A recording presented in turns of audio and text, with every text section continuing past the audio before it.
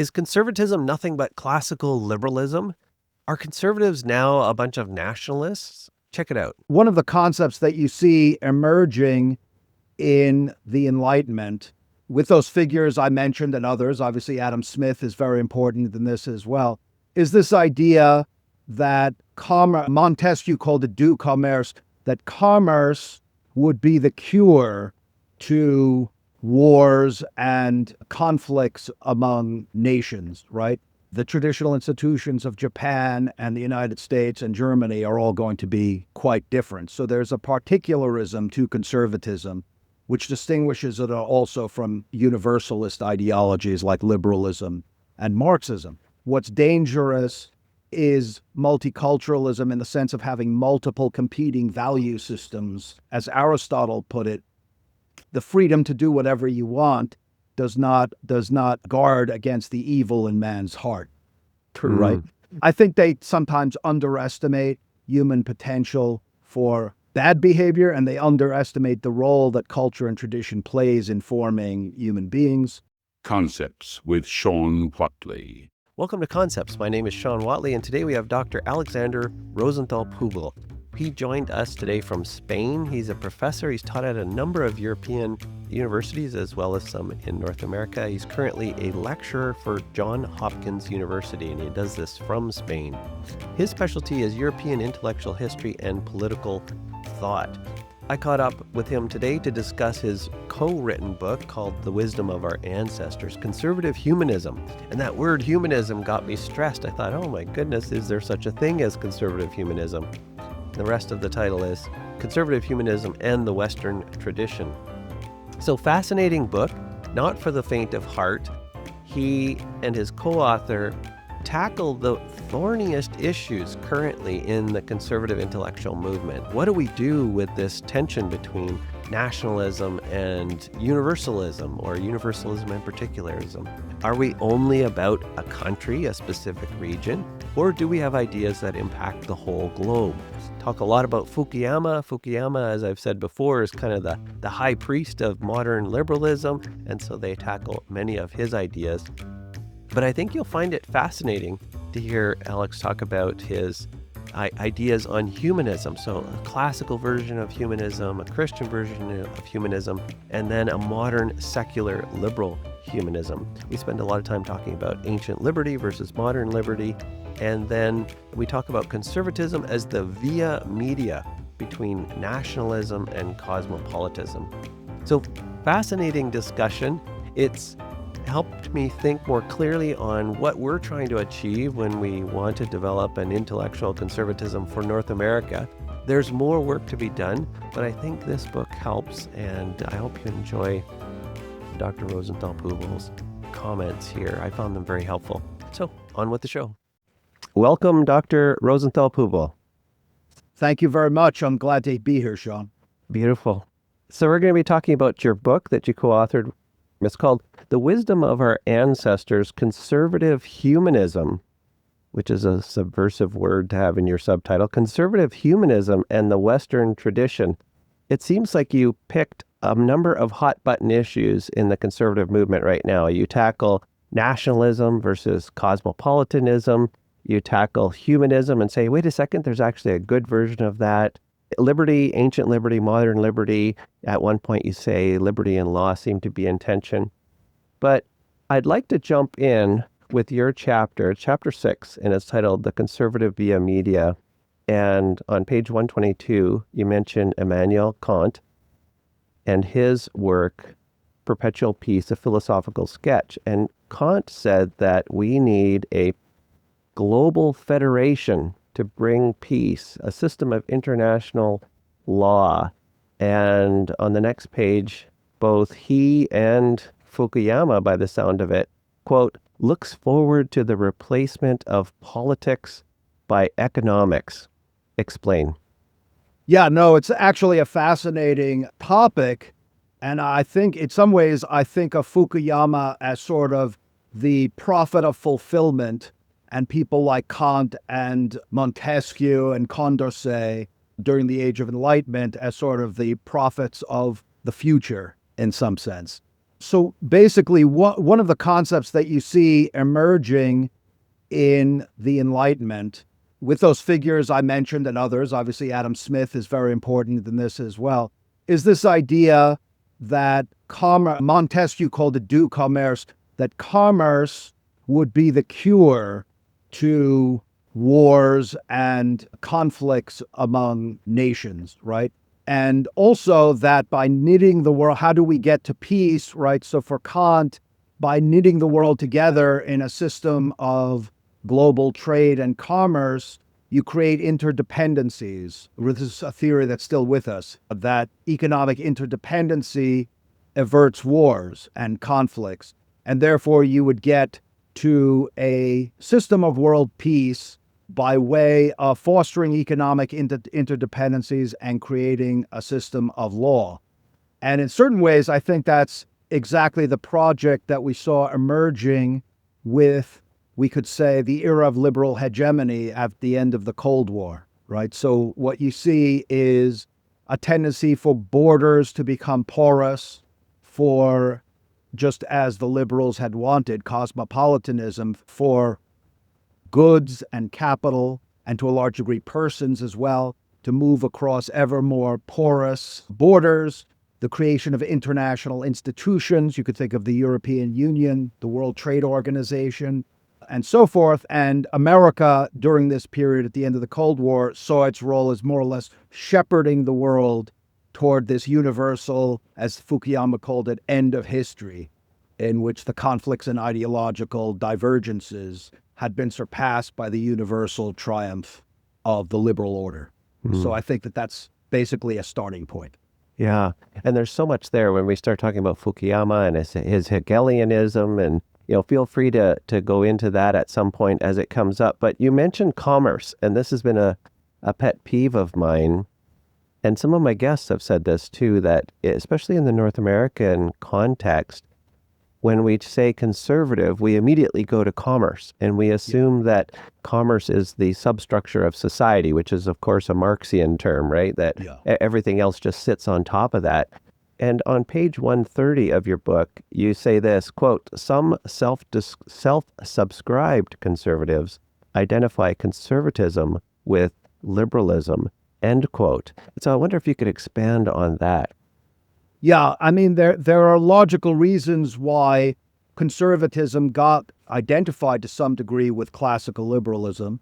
So if you look at the tail end of the Cold War, you think of figures like Ronald Reagan and Margaret Thatcher, who were very much in the classical liberal tradition.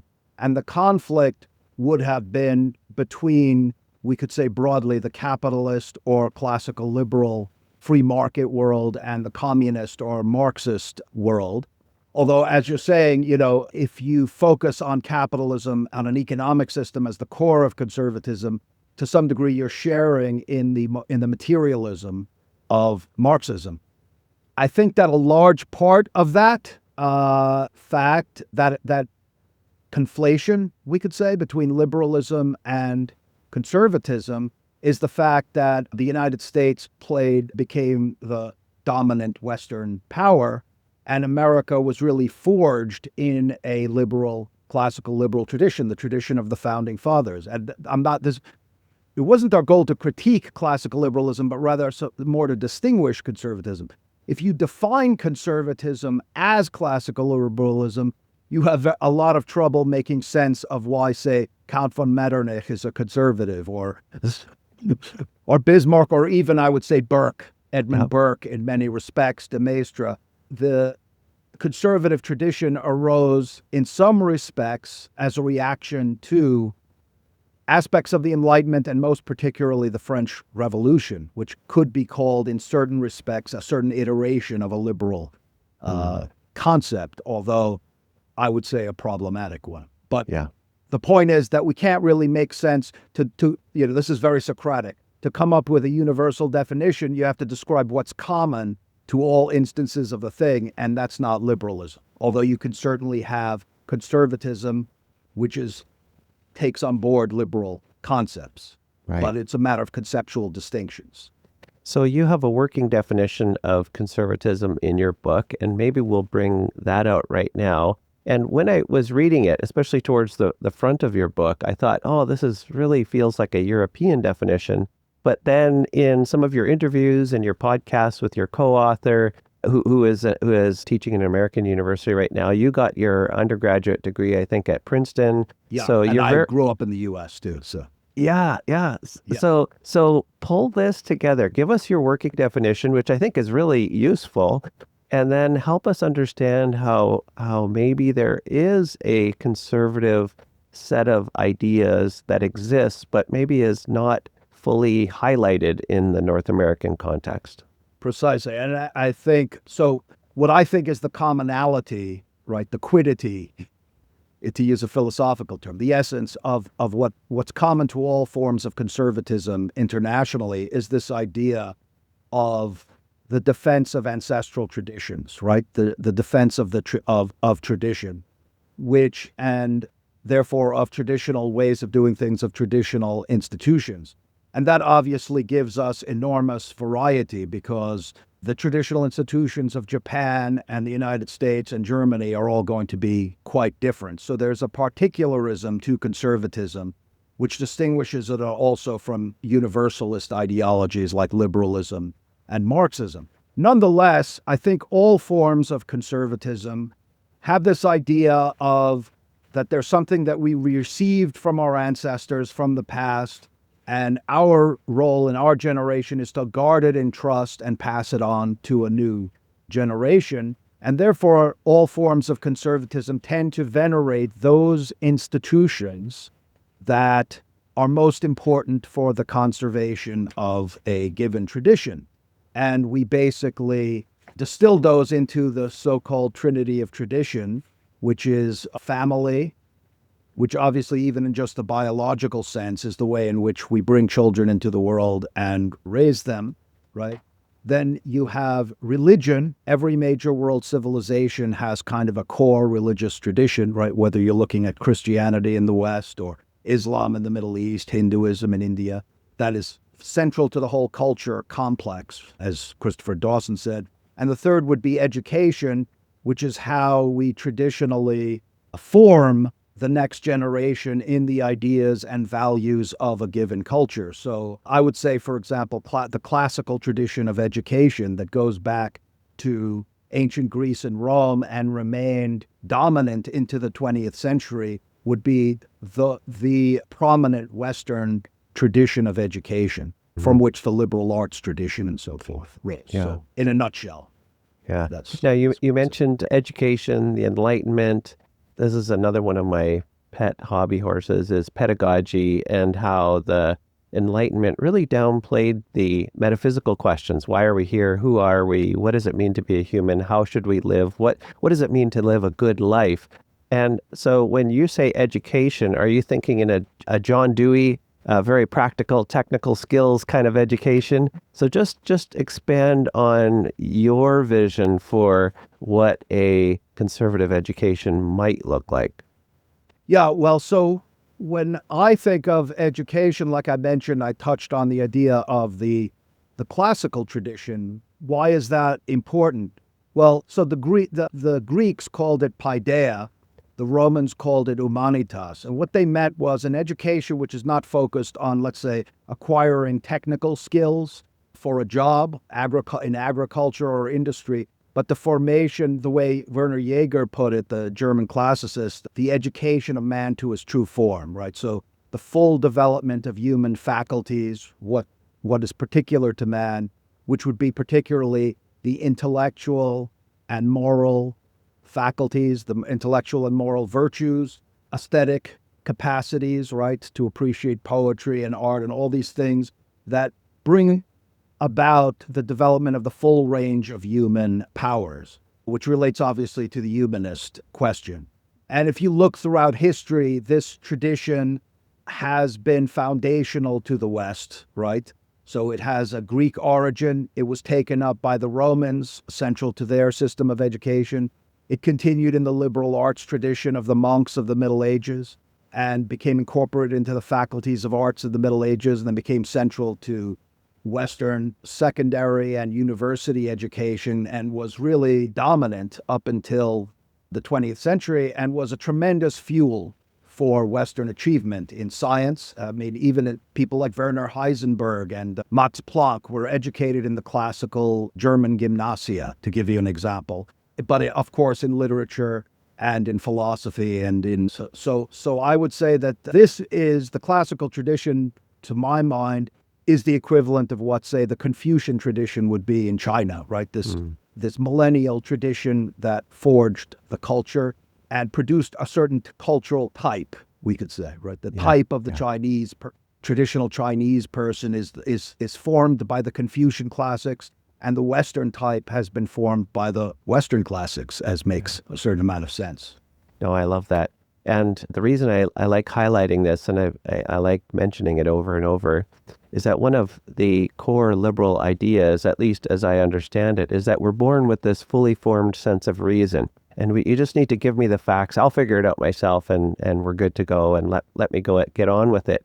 Versus a classical approach of saying, okay, you're born with reason, but you have to actually develop your intellect. Mm-hmm. And Aristotle talks about developing intellectual virtue, and that takes time and effort and experience and exposure. And eventually you can hopefully think clearly, maybe in your 50s and 60s. So I like that you emphasize that. But maybe you saw me flipping through your book here when you were giving your last answer. You mentioned universalism and particularism.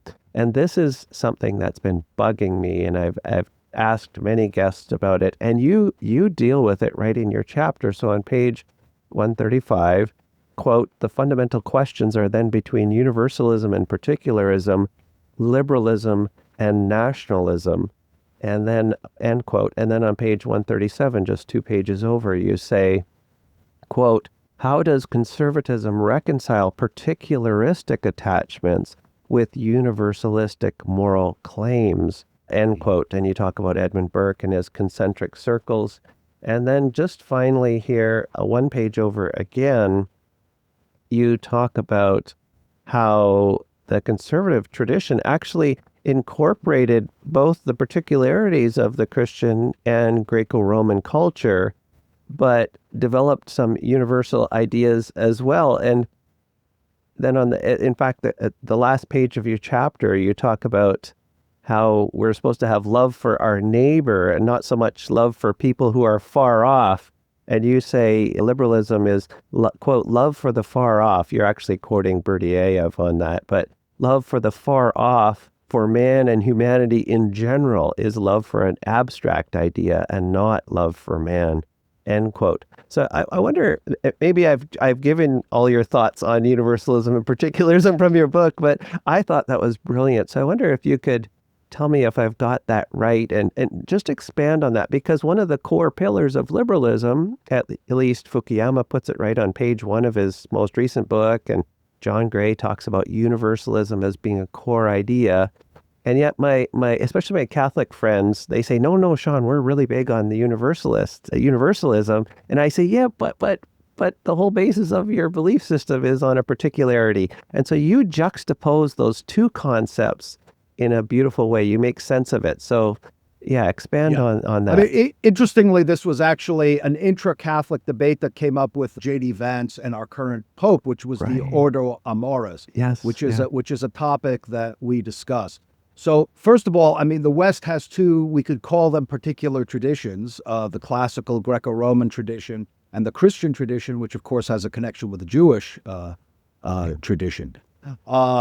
And both of them have certain universal values, right? So Aristotle calls man as such the rational animal, and the classical world, especially with the Stoics, developed an idea of natural law, right?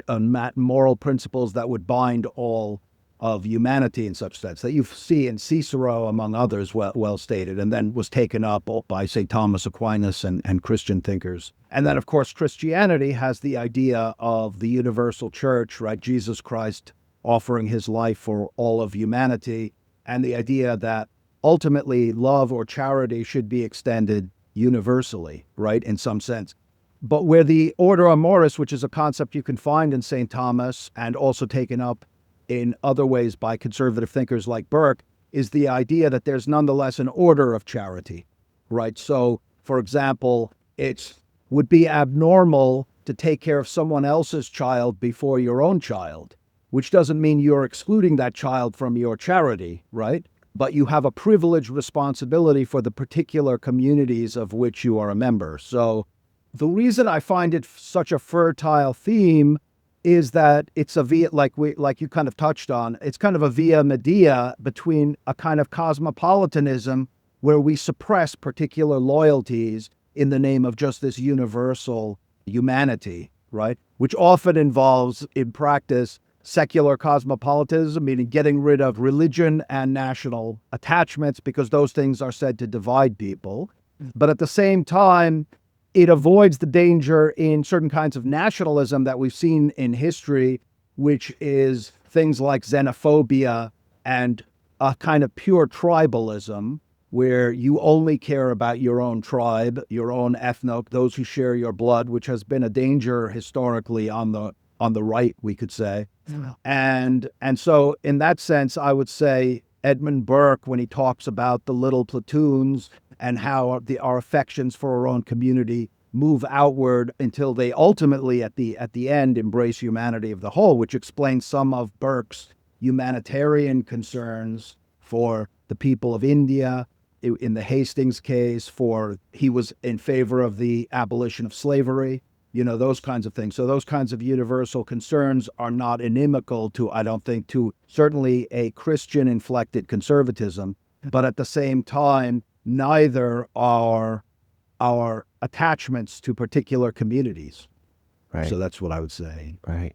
Now, yeah, and you just mentioned nationalism, and I'm glad you did, because just before we leave your chapter, you weave together, so you mentioned Kant and his cosmopolitanism, and he said, well, it didn't really come on board because we have nationalism. You mentioned Herder and his nationalism, Herder's emphasis on the particular, and it seemed to be very much emphasizing the particular, the national, until we get two world wars. Yeah. And then you say this on page 132, quote, Kantian cosmopolitanism was back with a vengeance because nationalism was now tainted by association with fascism, end quote.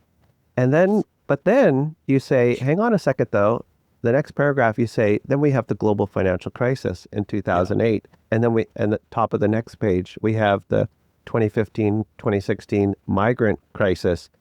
And you have Trump saying, quote, the free world must embrace its national foundations. The future does not belong to globalists. The future belongs to patriots, end quote. And then Viktor Orban says, quote, putting pretension aside, we can call this the era of liberal babble. This era is now at an end, and the situation carries huge risk, but also huge opportunity, and so on, end quote. So post-liberalism is a big movement. National conservatism is a big movement. Where do you see things falling out? You're calling for a via media between the two. Do you have momentum behind? Like I like it. I like it. But what's been the response? Because it seems like the national conservatism flavor is really on the ascendant, and you guys are saying, hey, hang on a second. Yes, but.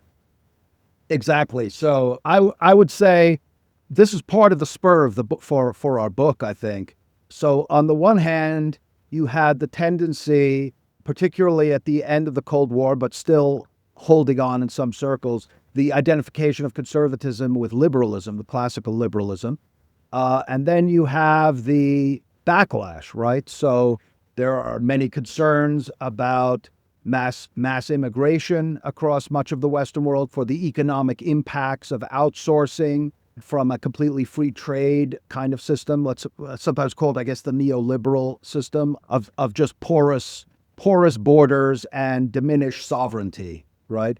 And so you're having in many parts of the Western world and beyond, in the United States and Europe, a nationalist backlash.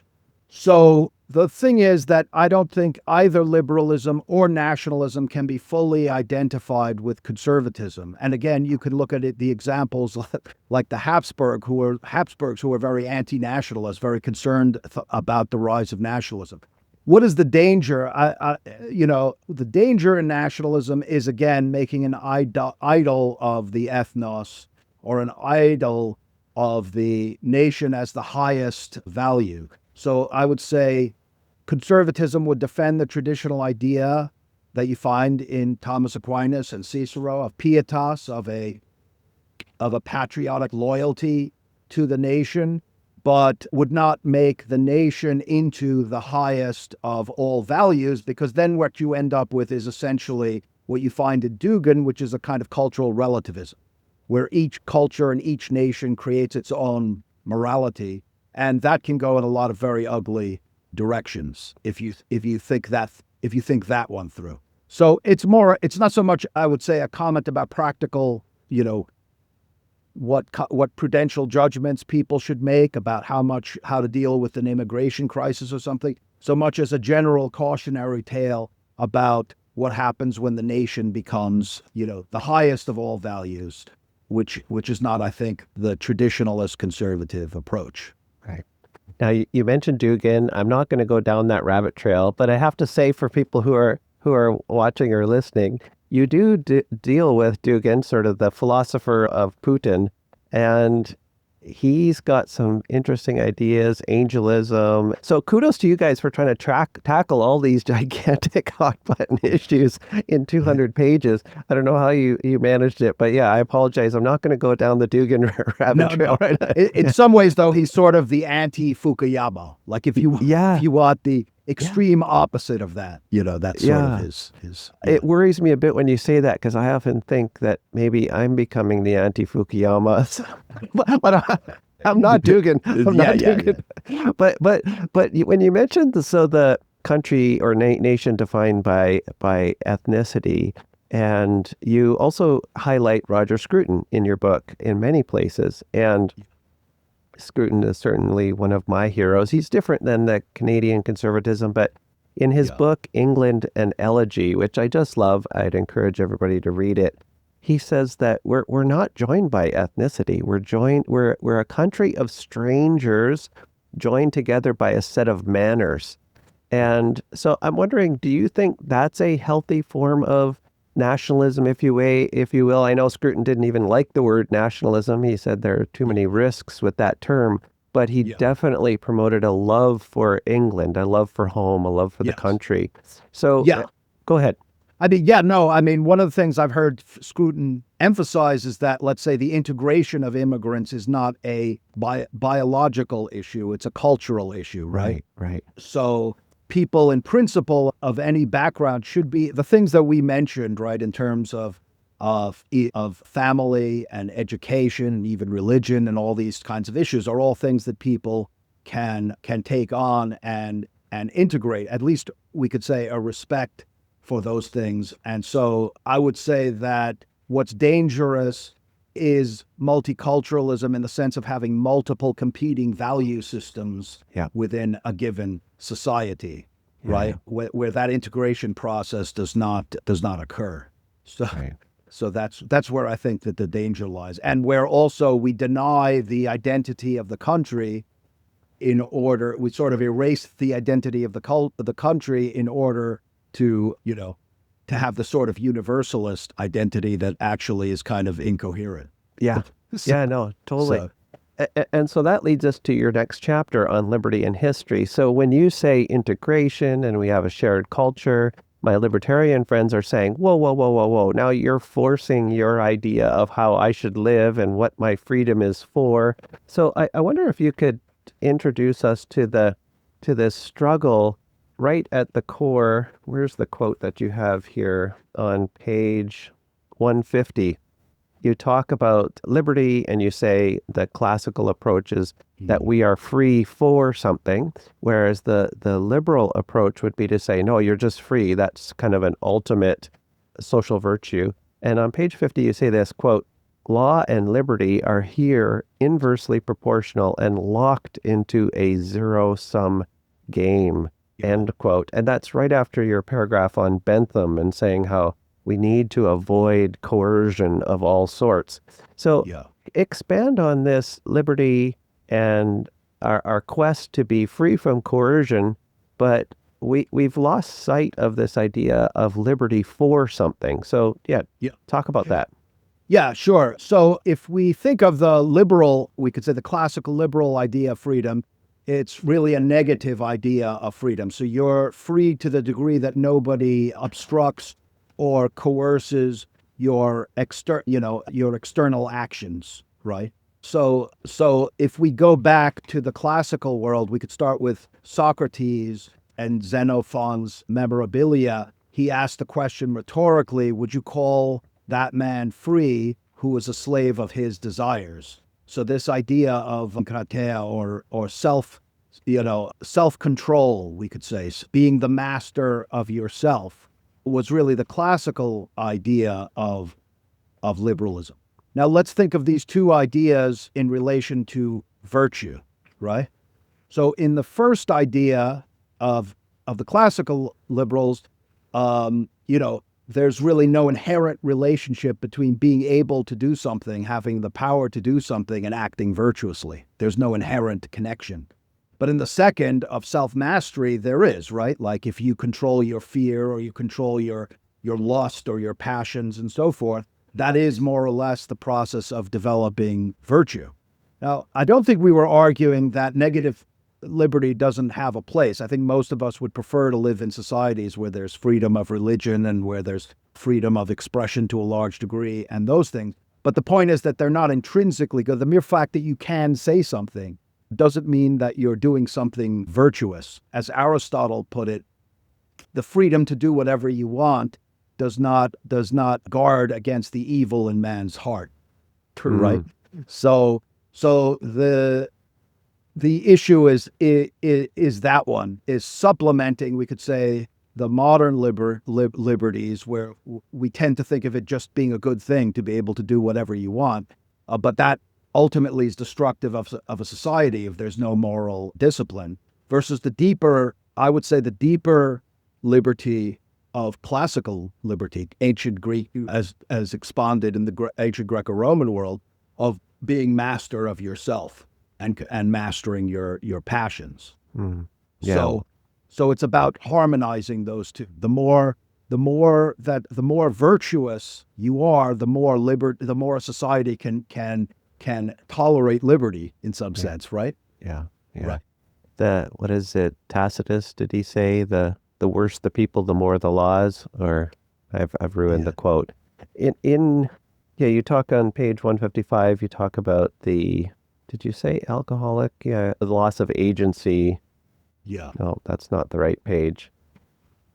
About the example of the alcoholic. Yes. Yeah. Yeah. So I mean, I thought that would be a clear example to illustrate the difference. When is the alcoholic free? Right. When, let's say, he has enough money and unlimited access to alcohol, right, or when he can control that desire. Right.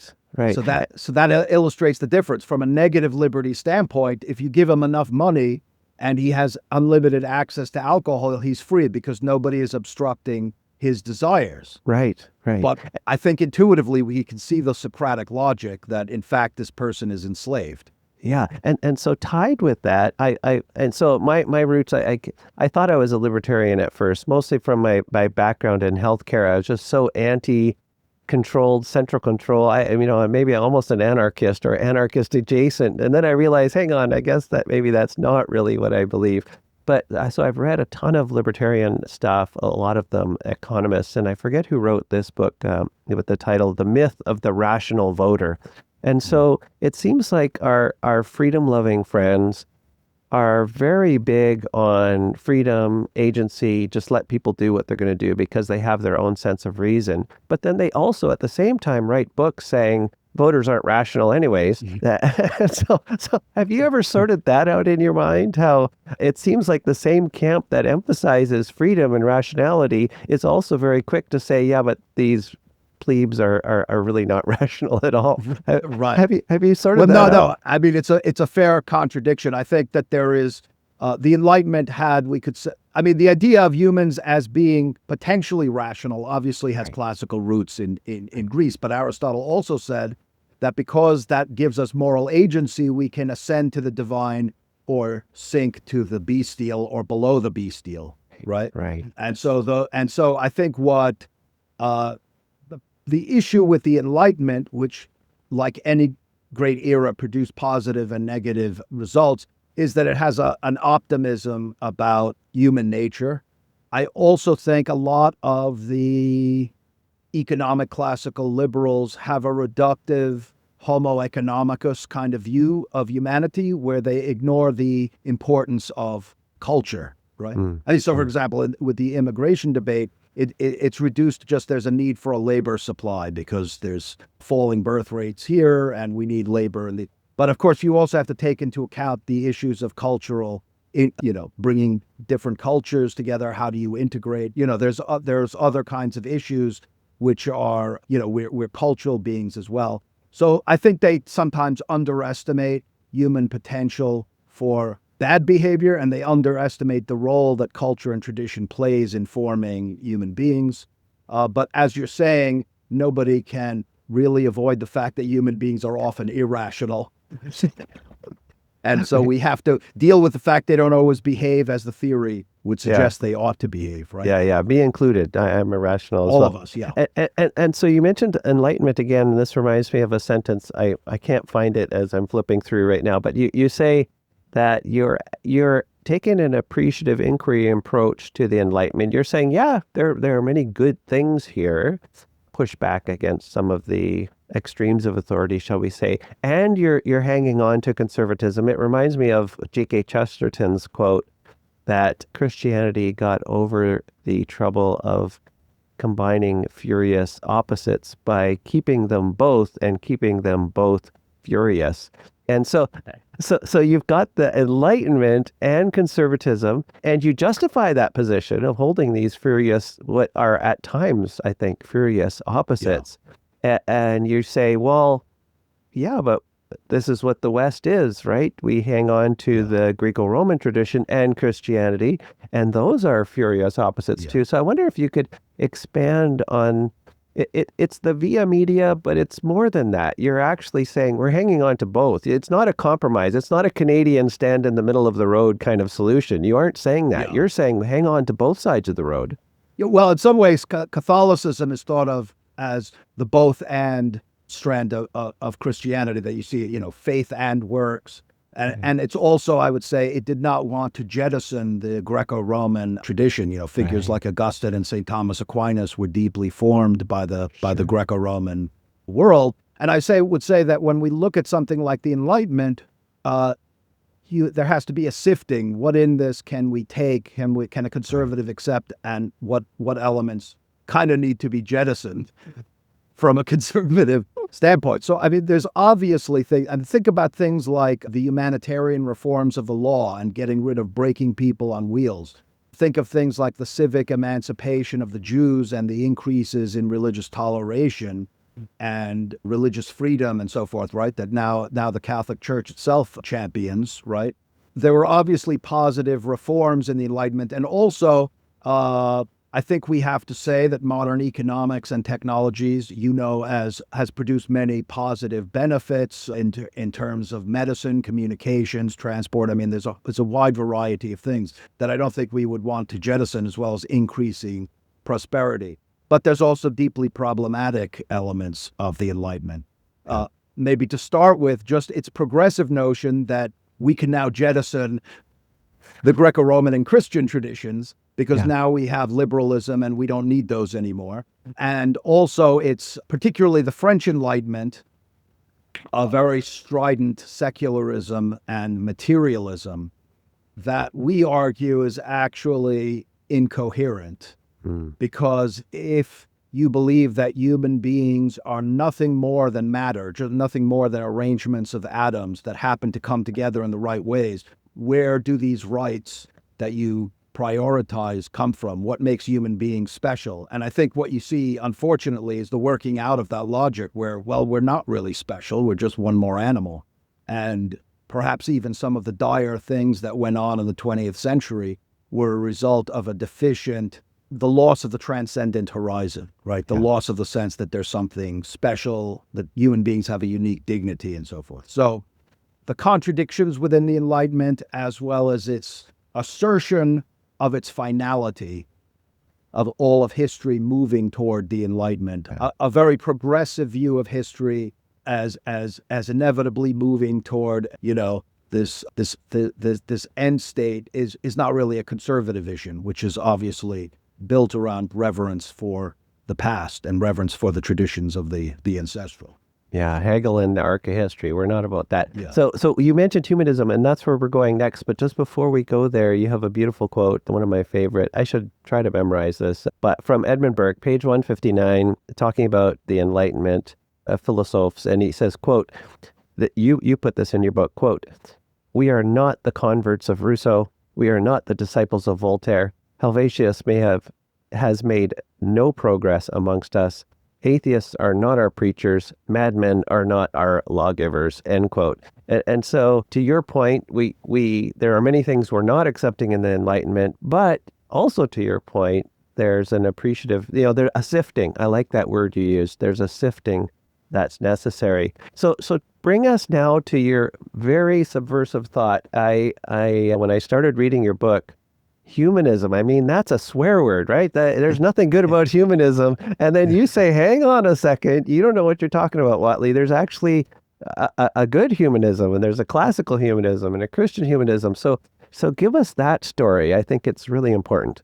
Yeah. So, I mean, one of the things we were thinking about in relation to Fukuyama is he calls liberalism the Western idea. And I think the definite article is important because he doesn't call it a Western idea. He thinks of all of Western history as leading up to liberalism as the final idea. So we wanted to have a counterpoise, right? Like, what is the conservative concept of what is particular to the West? And it would have to be an idea that we could say runs through the whole course of Western history. So classical, Christian, and modern. And we found that idea in humanism. So let's first discuss classical humanism and the origin of that concept of classical humanism. So Aulus Gellius in the 2nd century, a Roman figure, talks about humanitas, right? Which meant developing that which is particular to man. So it's the same as the Greek paideia, the Greek system of education and culture. And that means more or less what I discussed before in terms of the development of human intellectual and moral virtues through the study of philosophy and poetry and rhetoric to forge the good citizen and to bring out the maximum of human nobility and culture, right? So that was really what humanism, this concept of humanitas, meant in the great Greco-Roman world. Now, the thing about that is that it was often an elite form of cultivation, right? Because, in fact, the liberal arts, you can find the concept in Seneca, what it meant was the person who's free from labor. They don't have to labor, so they have the leisure to devote themselves to things that have their own proper excellence and nobility, like poetry, philosophy, music, and so forth. So then there's the Christian idea of humanism. And I think it begins with an idea which is shared with biblical Judaism of all humans as being created in God's image and likeness, right? And then you have the idea that Jesus Christ dies for all of humanity, which means that every human being actually has an infinite value. And the idea that humans also have a common destiny, in the eternal destiny of heaven. And the fact that Christianity, more than any other religion, by making God incarnate, focuses on the human being to a greater degree than any other tradition. So we have traditions of Christian humanism. Maybe it flourishes, you could think of the Renaissance, which sought to combine Christian notions of transcendent human dignity with Greco-Roman cultivation. And you have the humanism of the Renaissance. And then we have the third kind of humanism, which is the humanism that emerges from the Enlightenment, which is maybe the way it's used now most often, right? I'm not religious, I'm a humanist. So you can see there it's like secular humanism, which consists, I think, in a number of ideas. One is Bacon's idea of making man dominant over nature through technology. One is the idea of rights, like the rights culture, right? Human rights become prominent in modernity. And also this secular idea that you find first in the radical Enlightenment, like Baron de Holbach and so forth, which is this idea that in some way you have to make man the center and displace God because theology is an obstacle to human flourishing. And the problem with that, we argue, is that it ultimately undermines human dignity. Because what is the source of it if in a purely materialistic universe? Yeah. And you say this on page 24, quote, the reduction of, quote, the Western idea, end quote, to modern liberalism not only devalues all that came before liberalism, but it also removes any critical distance from the Enlightenment project, end quote. Yeah. And so I think that's what you're saying there. Now, just a few pages over, you also make a beautiful distinction when you're talking about humanism, and you talk about the difference between civilization as, quote, technical efficiency, end quote, and true culture as the basis of humanism, true culture as the basis of humanism versus a technical efficiency approach for civilization. I wonder if you could just correct me if I've got that wrong, but expand on this difference between civilization and culture, because it seems the modern liberal technocratic approach is very much emphasizing civilizational aspects. And you're suggesting, I think, that conservatism or traditional conservatism is emphasizing more the cultural aspects, if I've got that right. Yeah. Now, this was actually a topic of my previous book, The Theoretic Life. So I think we could look at it in terms of the classical distinction between paideia and humanitas and techne, right? So they would distinguish between things that have their own intrinsic nobility because they place the soul in contact with the true, the good, the beautiful, transcendent values. Things like you don't listen to a symphony of Mozart or something like that in order to achieve X, Y, and Z in general, right? But skills like agriculture and industry and computers and all those things that we do what were called the mechanical arts.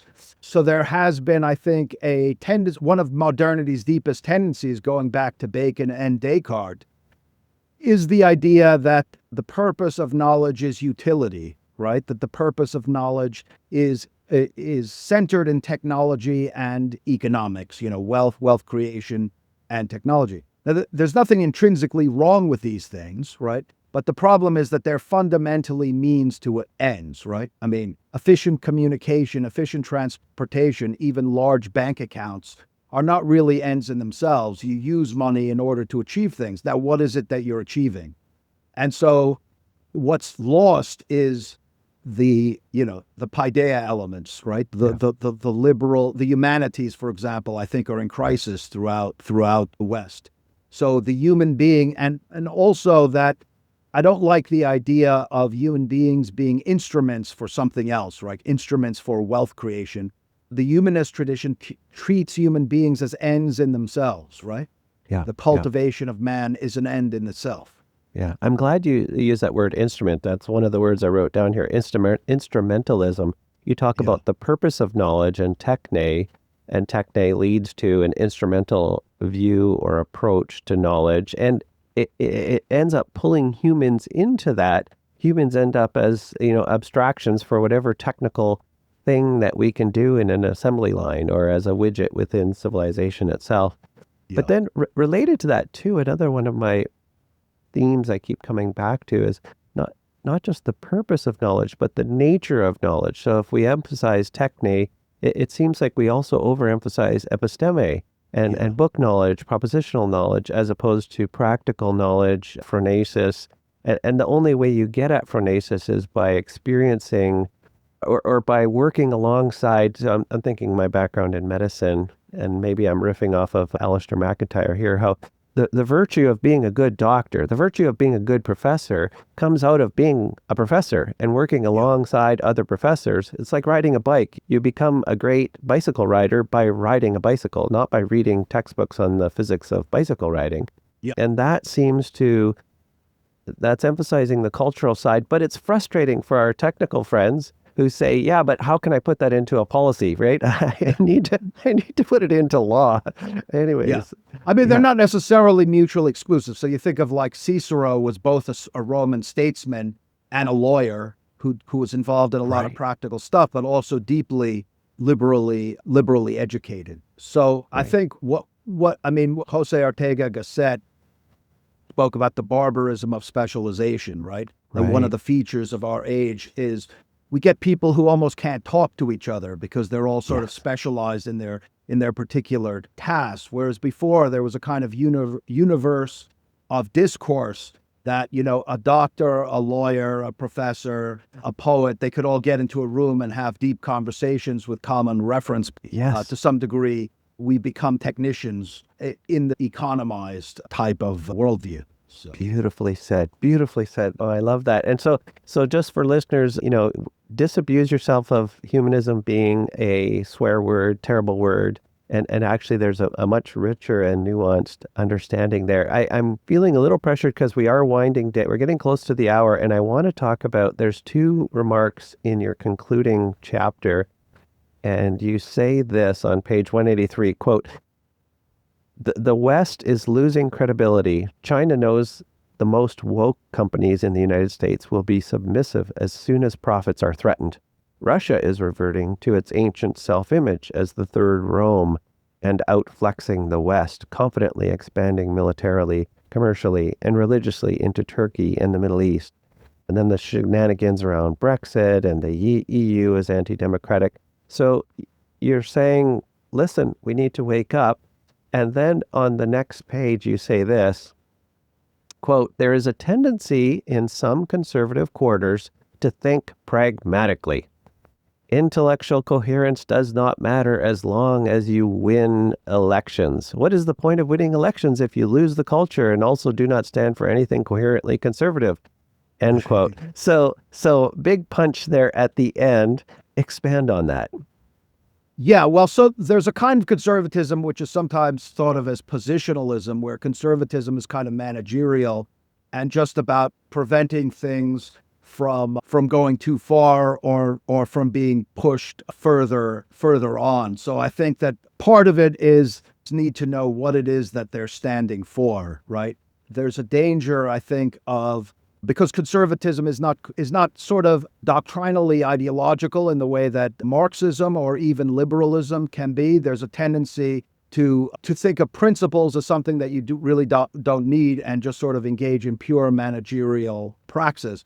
But certainly from a traditionalist standpoint, the danger there is that you lose the culture. And I think that to a large degree, maybe conservatives have started to wake up, but they woke up to a world in which we could say the ideologies of the left, who were very focused on winning the culture, took control of enormous influence in the university systems, in the media, in even corporations, in all the establishment institutions. And so conservatism found itself for a while on the back foot, right? And so the life of the mind, and there's also, I think, an element of conservatism which can be of a little anti-intellectual or suspicious of intellectual life. And the problem is that if you cede the intellectual world to the opponents of conservatism, which is what happened in France, I think, in the revolution, it happened to, you saw what happened in Russia with the Russian Revolution, where many intellectuals had adopted Marxism. You see the disasters that can befall by ceding these grounds. Yeah.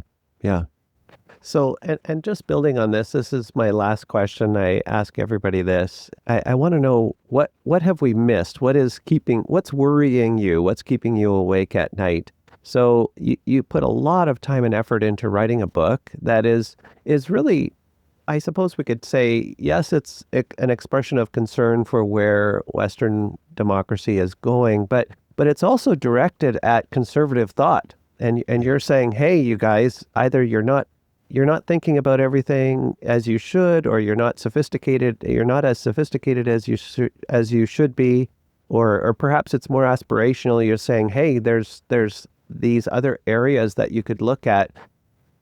But what is that your primary concern, that we're going off a cliff in the conservative camp, or what else is keeping you awake at night? What did I miss in your book? Yes. No, it's a great question. I mean, so there's two things that come to mind. One is the question of what is conservatism? And we try to provide an answer that was different from the two directions it seems to be going of this liberal nationalist conflict, and to appeal to the longer and richer tradition of conservatism and the West, returning in some sense ad fontes, as Erasmus would say, to the foundations, to the roots. The other thing is an idea that you see in Sir Roger Scruton about the culture of repudiation. When we wrote the book in 2020, that was the year where you saw in the United States, I mean, one of the things that struck me was just the iconoclasm. So all these traditional heroes of Western civilization, like Christopher Columbus and Sir Winston Churchill and the American founding fathers, were being toppled as sort of this ritual repudiation of the ancestral past. And I think that is the great cultural danger of a West which is cut off by an amnesia about, or a self-conscious amnesia, right? A willed amnesia about its foundations. So I think that spiritual, intellectual, and cultural crisis, in some sense, we call conservatism a doctrine of crisis. Conservation is what cultures normally do, unself-consciously. Family, religion, education, those are, but the West has a crisis, right, of being cut off from this roots, and that's what makes conservatism a self-conscious movement, right? One needs to be active in conserving these roots. So those are the two big things, right? Coherence about what conservatism is, and the second is addressing the culture of repudiation and the self-loathing, Western self-loathing, and lack of confidence that, unfortunately, is such a feature of our 21st century. Yeah, brilliant, brilliant. The wisdom of our ancestors, conservative humanism, and the Western tradition. You need a quiet place to read this book. It's very well written. You can read it straight through, but if you actually want to absorb it, you're going to be flipping back to look at the references every 2 seconds. And it's not a light read in that sense, but it is an easy read. You don't have to have a degree in analytical philosophy to be able to understand it. So congratulations to both of you for writing this, and thank you for taking the time here to be with us today. Thank you very much, Shawn. It was a real pleasure. Talk soon.